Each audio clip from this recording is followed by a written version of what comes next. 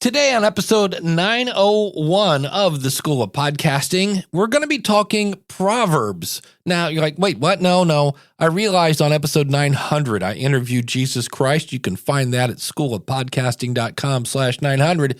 But a proverb doesn't have to be biblical. It's just an easy to remember kind of snippet of text that conveys a message that might be actually larger and broader in an easy to understand bite-sized chunk. Here's a couple.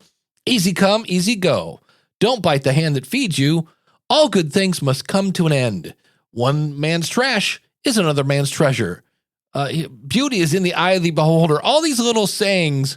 Well, over the 18 years I've been doing podcasting, I've actually created a couple, and I've had a friend of mine said, oh, that's a Daveism.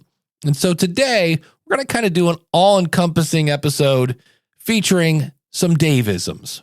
Hit it, ladies. The School of Podcasting with Dave Jackson. Podcasting since 2005. I am your award-winning Hall of Fame podcast coach, Dave Jackson, thanking you so much for tuning in. If you're new to the show and you have an idea and you want to turn it into a podcast, you're in the right place. If you already have a podcast and you're looking to grow it, you're in the right place. If you got a podcast with an audience and you want to monetize it, yeah, you're in the right place. I do all those things. I help you plan, launch, and grow. And if you want to, monetize your podcast. My website, schoolofpodcasting.com. Use the coupon code LISTENER when you sign up and save on either a monthly or yearly suggestion. And so today we're talking little snippets that are fun to communicate that really, if you think about it, have a broader kind of base, a broader message. I'll give you an example. This one I didn't invent, but I say it a lot. And that is, of course, failure to plan is planning to fail. I mentioned that in my Planning Your Podcast course. And so that's not mine, but you get the idea. So here is one that it's just something I repeat. I don't know if it's actually a proverb, but it's kind of true. It would fit on a t-shirt, and that is, it's not the tech. It's not the tech. And what I mean by this, I was in I think it was a Reddit group, and somebody had said that they had just bought this really expensive microphone and a really expensive boom arm. And I just said, hey, congrats on getting a deal. Just one thing to remember, the audience doesn't care what boom arm you have. They don't. Do you know what boom arm I have? Yeah, it doesn't matter. Is it a Samsung? Is it an OC White? Is it a Yellow Tech? Yellow Techs are very, very expensive. You don't care. Now, if that somehow makes it easier to produce the show for you, and there's less noise that you don't have to edit out and things like that, that makes sense. But just keep in mind that it is not the tech. Nobody's calling up their friend going, hey, Earl, you got to listen to this podcast, man. And Earl's like, why? He's like, oh, it's like a butter for your ears. No, they're talking about the content. And I've seen people, especially if you're thinking of launching a podcast, oh, I will launch as soon as blah, blah, blah. And they think it's the tech. Here's where the tech does come into play. If you have a microphone, and when you have your headphones on and you're talking and you hate the sound of your voice, that's a problem. It's going to affect how you talk. Now, for the record, we all hate our own voice when you listen back to it. And that's because when you listen back to it through speakers, you're no longer listening with your skull. I know that sounds weird, but when you talk, you actually hear a little bit through your skull. And if you don't believe me, when the next time you're talking, put your fingers on your forehead and you'll feel that it's vibrating. And that vibration adds bass. But first Daveism is not the tech. Yeah. Another one, when you take your why and overlap it with your who. So picture like two circles. On the left, you have why, and on the right, you have who. When you overlap them where they intersect each other, that is your what. Now, that's a long kind of bumper sticker, but it is something I say a lot of. And the reason for that, if you just talk about what your audience wants to hear, well, that might be French toast recipes and cat videos. And if you just talk about why you're doing your show, well, that might be an infomercial. And nobody is setting the DVR to tape the new Sham Wow commercial. So you have to figure out, okay, what can I talk about that's going to hold my audience's attention and advance me towards my why? Because if I don't get to my why, I'm going to stop podcasting. Yeah. As I look at these aren't really proverbs as they are just things I say a lot. And so the next one is, if the goal of your show is monetization and you have no email list and no real social following and things of that nature, get ready to do your podcast for free for a few years. Now, it's not that you can't monetize your show, and please keep in mind that there are other ways to monetize your show besides advertising. There's crowdfunding, there's affiliate marketing, there is selling your own products and services. Check out my book, Profit From Your Podcast, at profitfromyourpodcast.com. But if the goal is monetization and you want to do it quickly, you're going to be very frustrated because it takes years to build up an audience large enough so that when you say, oh, I have this for sale, that they'll actually do it. Yeah. This next stat is something I repeat a lot that kind of ties in with the last one, and that is, again, if the goal is advertising with big advertisers, so the BetterHelps, the mattress people, et cetera, less than 10% of podcasters, which means about, 91% of them, 91% don't get enough downloads to get a, quote, big sponsor.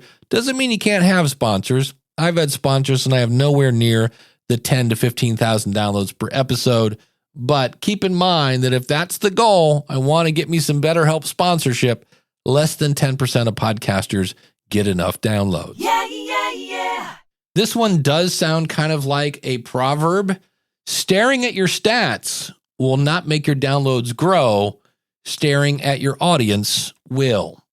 All right, so what's the thought behind that one? When you know what your audience wants, and you know that by hanging out with them, staring about what they're talking and listening and things of that nature, when you give them what they want, they're real happy with the show and much more likely to share it with a friend. Yeah. Speaking of stats, here's an old one. If you've been listening for a long time, I haven't said this in a while. Monthly stats are crap.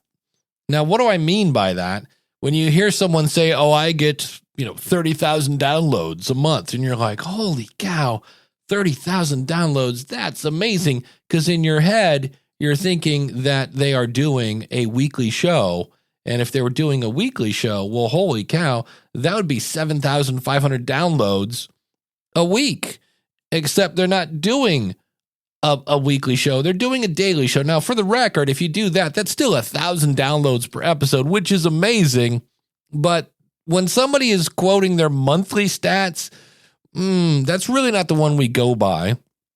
And when I say go by, I mean when we're talking downloads, because again, there are so many other ways to measure your success than downloads. The one that people use is how many downloads did you get per episode after 30 days. That's the one, if you want to quote your stats, that's the one that sponsors and everybody else is going to listen to. But when you say, oh, I get X amount of thousands of downloads per month, this one kind of combines a couple other proverbs into its own little thing, and that is spend $100 on a microphone and spend 100 hours getting to know what your audience wants. So that kind of incorporates, it's not the tech, and staring at your audience will grow your downloads because you'll be making a better show. But I like that one. It's definitely got a bumper sticker vibe to it. Spend $100 on a microphone, spend 100 hours. And for the record, if you spend a couple hours a night, you'll get to 100 hours real quick, and you won't be wondering if this is good content for my podcast. You'll kind of know because you'll have a better idea of what your audience is looking for. Yeah. And I know you might be thinking 100 hours. Do you mean actually 100 hours? And my answer would be yeah, I do. When you're first starting out, and you might say to yourself, well, that's kind of hard. And that's leads to this kind of little proverb. And that is, creating a podcast is easy.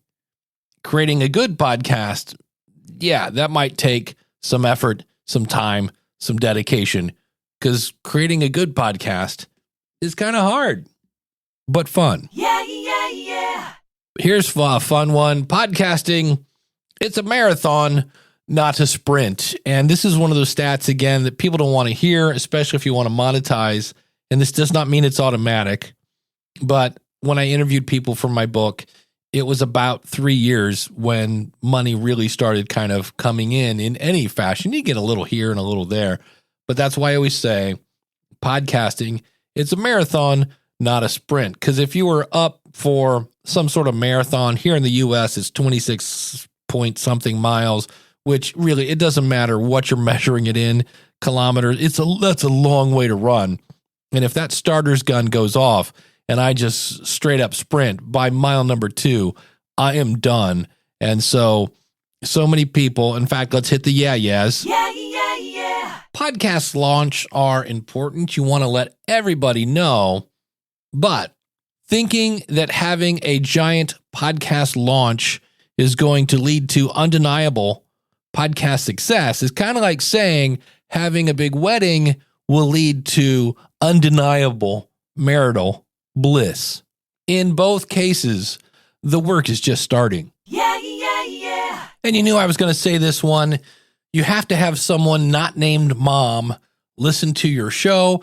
And you really also need somebody not named you to look at your website. It was probably a couple months ago, maybe a month and a half, that Kim Newlove from thepharmacistvoice.com let me know I had a typo in the title of my show. Like, which show was that? No, this show. The podcast about podcasting had a typo. I misspelled monetize. And it wasn't so much misspelled as when I pressed the key, apparently it didn't work. I was missing an I or an A or one of those two. So it makes no sense promoting something, because I see people like, should I start buying Facebook ads or this and that?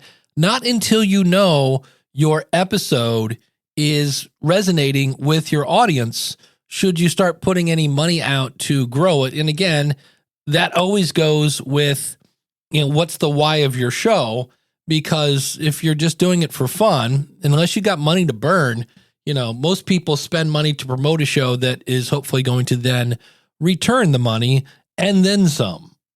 Next up, a Daveism you've never heard before. Yeah, yeah, yeah. Hey, here's a new one. Downloads are great, but not as cool as consumption rate. And this is why I always tell people, don't let someone else, whether that's Libsyn, Spotify, or your editor, submit your show to Apple for you, because that means you don't have access to these extra stats. And so I can say I'm pretty happy with my stats. My last 5 episodes have ranged from 81 to 88%. And then I have 2, one's at 75. And the one from last week with Jesus was 76% consumption rate, meaning that the people that listened on Apple made it 3/4 of the way through that episode. And 62% of them were listened to more than 40%. So I'm always happy with anything above 80%. I actually see one here. If I scroll down and I realize you can't see that, I got one that was more than 100%. That means somebody listened to this episode more than once. So downloads are great, but not as cool as a high consumption rate. Yeah, yeah, yeah. When picking a name for your show, you want it to be obvious. So if I say, hey, I'm doing a show called The School of Podcasting, what do you think it's about? There's a good chance you're going to say, oh, is that something about teaching people podcasting? So when you ask that question, I'm doing a show called blank, what do you think it's about? When their answer matches your content, you've picked a good name. But also make sure it's easy to spell and easy to say. And also when it comes to the spelling, you want to make sure it doesn't accidentally spell naughty words. Yeah, yeah, yeah. When choosing the title of your episode, and you're like, well, should I call it this or should I call it that? Simply ask yourself, which one makes me want to click more? And if you're new to the show, I'm not a fan of putting episode numbers in the title of the episode. If you must do that, put them at the end, because you can always put the episode number in the description. So if people are searching on your website, it will still show up. I'm here to tell you that your episode title is prime real estate. Yeah, yeah, yeah. It is not the media host. So many people think, oh, if I move from Buzzsprout to Libsyn or Libsyn to Blueberry or Blueberry to Captivate, I'm going to get more downloads. It's not the media host that delivers the downloads. It's the content. And so my little Daveism on this is the equation of downloads. And for me, that is value in the episode multiplied by smart marketing equals total number of downloads. And that's because you could have the world's best content and never market it, and it's going to grow with a trickle. Or you could have horrible content and promote the bejesus out of it and not get a lot because nobody's telling their friends because, well, your show is not great. It needs a little work. And so I see so many people think, oh, if I just do this, if I just add that, it is the value in your episode multiplied by the smart marketing. And again, smart marketing is, hey, maybe not promote the knitting show in the death metal Facebook group. Yeah. This is very apropos as I record this in October, but if your kid is going out trick-or-treating, they don't look at the different lights on the street and go, maybe this one, that one, because any street that has their light on is going to give them candy, and that kid wants candy, so they're going to go to every house that is giving away candy, and that's how podcasters need to be. But instead, I see them go, well, I'm on Apple and Spotify, and you go, yeah, there are other places that have candy, or in this case, there are many places that have more downloads, like, I don't know, Amazon, you may have heard of that, iHeart, and then there's Reso, Boomplay, Pandora. There's a ton of these. Be everywhere. You want downloads. Don't make it hard to be downloaded. Yeah. And I think the one I say the most, which is when it comes to your content, what makes good content? You need to do one and maybe two, that would be great, of the following. People should be either laughing, crying, thinking, groaning. You should be educating them or entertaining them. So if you can make me laugh while you educate me, we're on to something very, very special. Laugh, cry, think, groan, educate, or entertain. Yeah. And of course, listen notes are crap. What? Yeah, listen note stats. If you see anybody that's saying, well, I'm in the top 5% of all podcasters, realize that is probably more than likely a listen note stat. So, Dave, why are you so against listen notes? I'm not so much against the listen notes as the person that's using that to kind of prop themselves up. Look at me. And because here's the deal. When my buddy Steve Stewart, stevestewart.me, he was like in the top 10% or something like that. And Steve has not had an episode out in 8 years, probably 9 by now, something like that. And so realize that when you say, yeah, I'm in the top, well, what are you beating? You're beating that dead podcast from 2007 on WordPress. Congratulations. So what always kind of just rubs me the wrong way is either A, the person saying it, often a podcast consultant, either A, doesn't know their crap, or B, they do know their crap and they're just preying on the uninformed. And in my opinion, in either case, that's not a nice thing to do. Yeah. One I used to say, in fact, I would end, my very first podcast was made for musicians, and Jen Dragonette reminded me that I had modified this for podcasting, and that is, for those who have money, there is therapy, and for the rest of us, there is podcasting, because it can definitely be very therapeutic. It can also be very stressful, but I know I've had podcasts that I've done simply to hear the sound of my own voice and put it out there, and it's kind of like an audio journal in a way, and it's the best $7 therapy you'll ever put money out for. Yeah.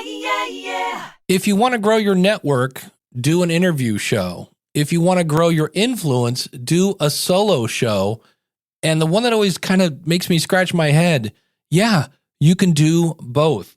I know I've been lucky enough to talk to people I have no business talking to, and I'm always amazed at when I hear someone who has taken action on something I said on my podcast, and I go, holy cow, people are actually listening. Yeah.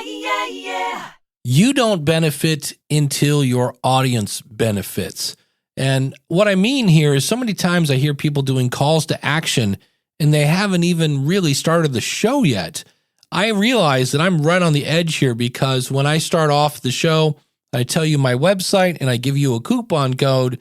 And the only reason I do that is that's in case you later want to go, hey, you know what? I want to sign up for that School of Podcasting thing. You don't have to listen to the whole thing to get that. But there are times when if I was coaching myself, I'm like, why are you giving a coupon? People have not even heard the episode yet. So keep that in mind that in most cases, you're not going to benefit until your audience benefits. Yeah, yeah, yeah. We all talk about being consistent, and being consistent in schedule is important because you enable your audience to make you part of their routine, and that is huge.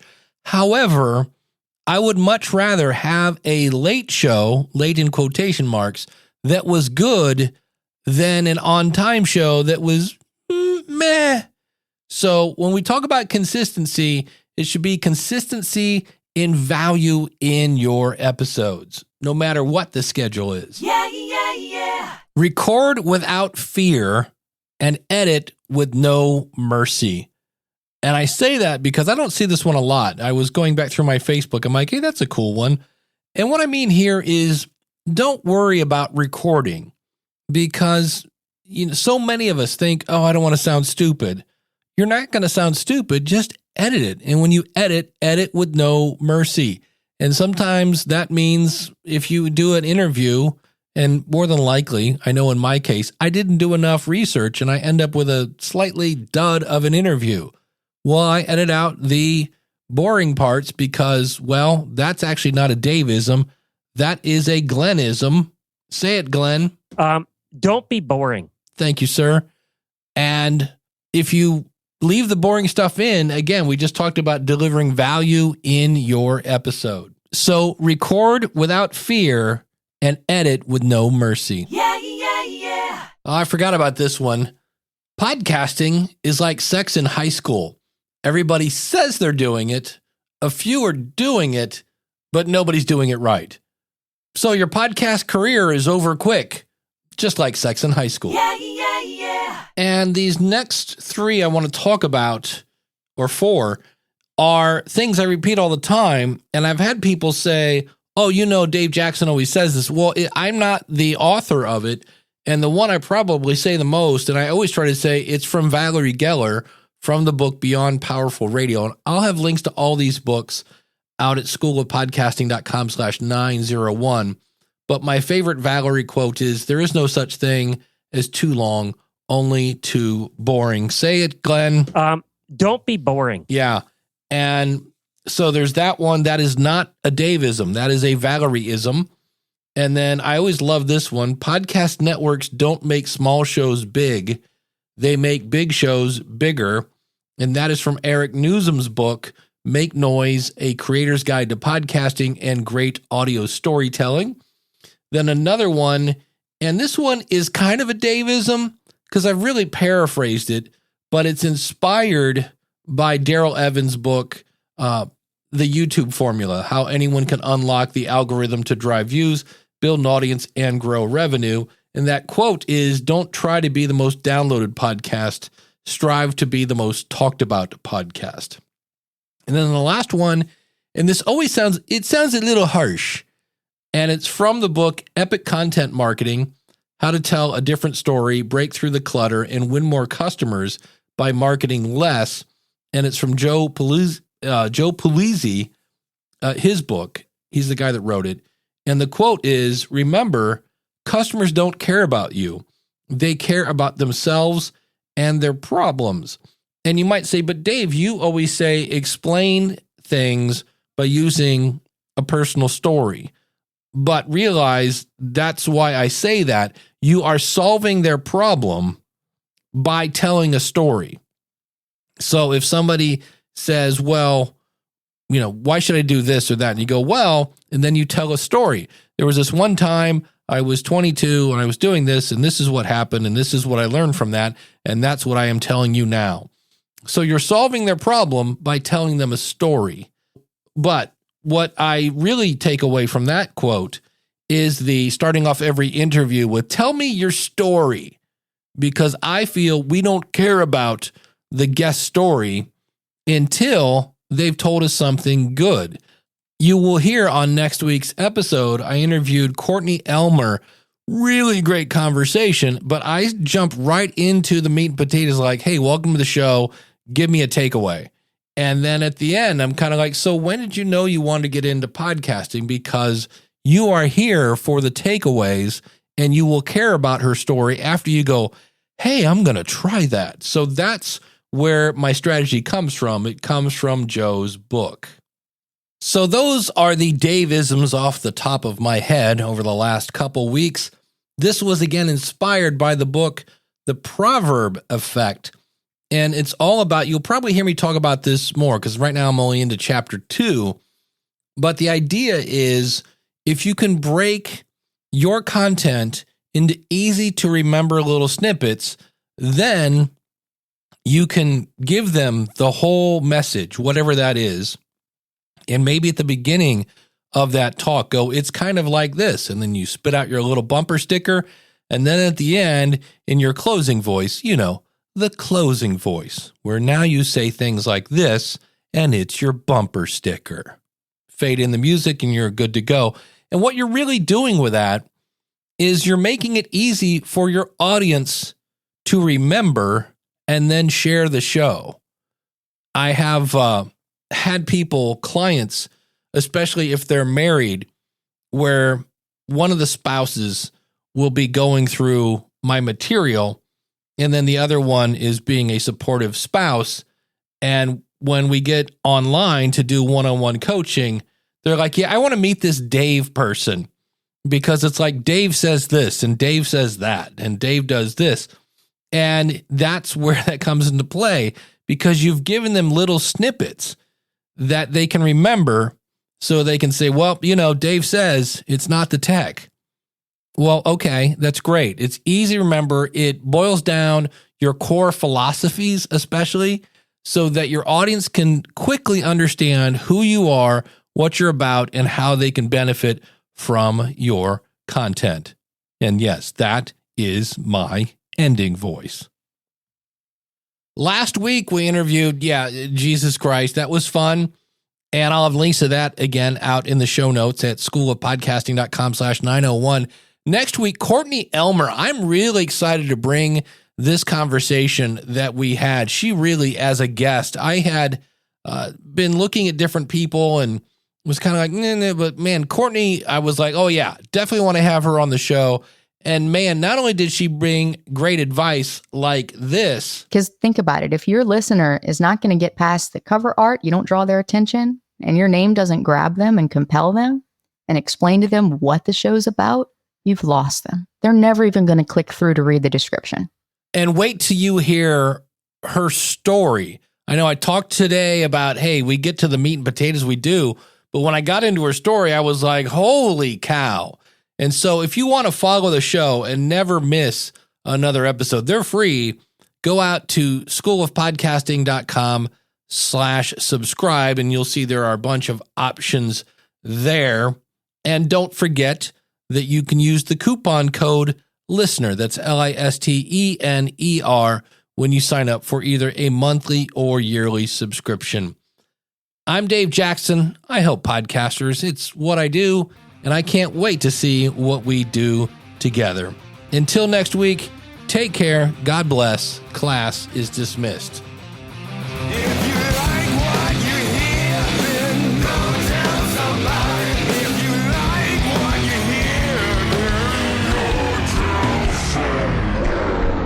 Hey, if you have a really, really big wedding, you will just be smothered in marital bliss. Marital? Did I just make up a word? I think so. Marital bliss.